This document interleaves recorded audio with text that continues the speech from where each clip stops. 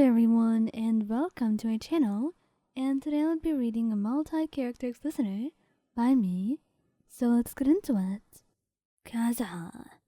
Kazuha was very much not at ease, and also not one for surprises, which was great most of the time, because it meant you could count on his reactions, and not have anything unexpected or unaccounted for.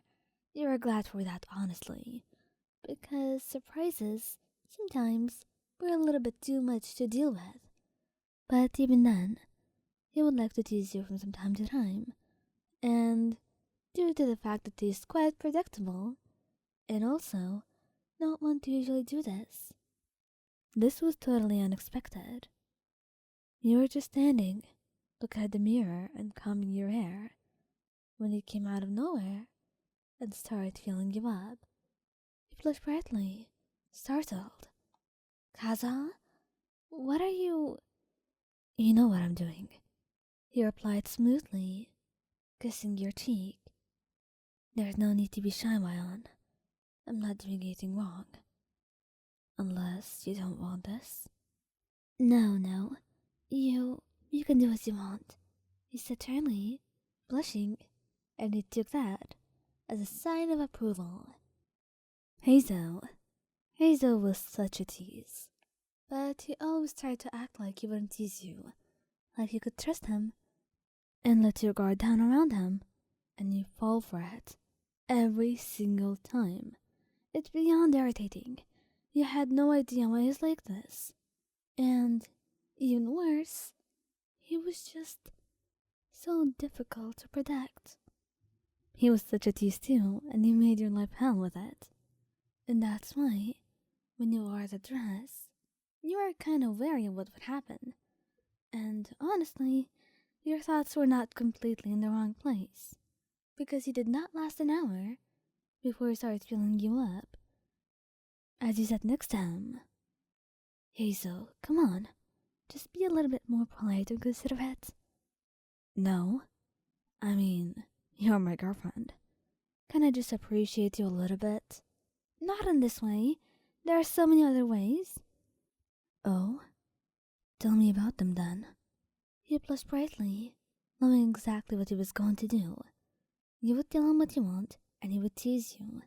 So now you just had to shut up and put up with it until he was done with what he wanted, and then you will get back at him. He blushed brightly as he pulled you closer, kissing you, and continuing to have his hands wandering over your body. You won't lie and say it felt mad, but sometimes it really was the timing that made it so expected and made you blush. Honestly, you wouldn't be annoyed so much if he didn't tease you later. Oh well, you'll just get him back in due time. Albedo. Albedo, you could expect anything from him at this point. He always made sure to tease you sometimes. And sometimes, or most of the time, it was at totally inappropriate places. Like right now, when you were packing up to go home, and he just came behind you, putting a hand on your waist, and starting to fill your body up through the coat. Albedo, not here, he said, blushing brightly, while he just smiled, whispering into your ear. Come on now, Ayan. It's not like anybody will see. Oh, you're not so sure of that.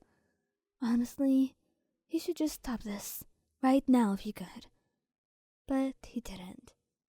And that's why the two of you went home 15 minutes late, and you kept pouting for the entire evening.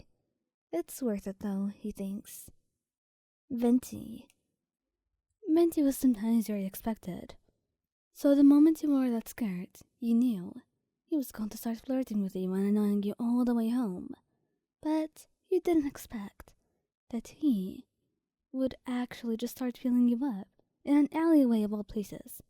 This was so shady, and if anyone saw you, oh no, everyone in Mondstadt would be talking about you for 2 days, or a week even. So that's why you pushed him away, blushing brightly, and telling him that you could do this anywhere else, just not here and not now. And That was mainly why Venti went home and was pouting. And it was kind of hard to get that pout to go away. But it all worked out when you gave him a cup of apple cider. It seemed like he was not that hard to deal with after all. And now that you were home, he could do whatever he wanted to. So overall, maybe that could have been his plan, just to get more apple cider. You would never know. Scaramouche. Oh, Scaramouche. He wouldn't do this unless he was confident that no one else could see, because he easily got flustered and he was very shy, so it would be a problem for him otherwise. And that's why he's so careful when doing this. And when you get startled, he shyly asks you if you're okay with it. He's so adorable, asking for permission and all. And you can't help but say yes to him, because honestly, you want any time that Scaramouche was willing to spend with you. And that's why you kissed him as well, telling him it's all fine, and there's nothing to worry about. He was so shy and hesitant in his moves, even though you're a blushing mess right next to him. But you still had to keep reassuring him through this, just so you can do what you wanted, and feel comfortable doing it, like he wasn't annoying you or doing this wrong. He just had no idea what to do, and it was a sudden urge that he had never obeyed before. But hopefully, soon enough, he would get used to this, because you were willing to give him all the attention that he wanted, and you're honestly more than glad to be on the receiving end of his attention as well. Tighnari.